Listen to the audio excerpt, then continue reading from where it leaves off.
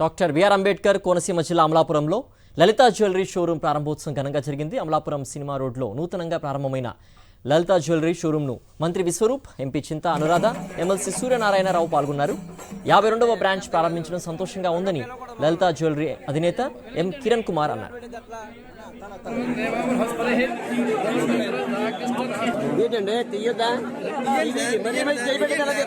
నాకు అర్థం కాదు. పిలవకూడదు. 52వ షాప్ని ఇక్కడ ప్రారంభించుకోవడం నిజంగా కూడా కోనసీమ జిల్లా వాసులందరూ కూడా శుభవార్తగా భావిస్తున్నారు.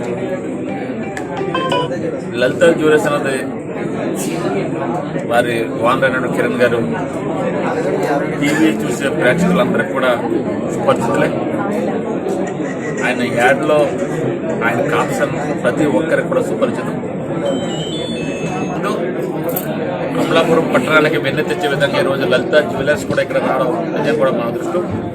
కాకినాడ, రాజమండ్రి తర్వాత మన జిల్లాలో ఈవేళ అమలాపురంలో ఈ షాప్ ప్రారంభమైంది.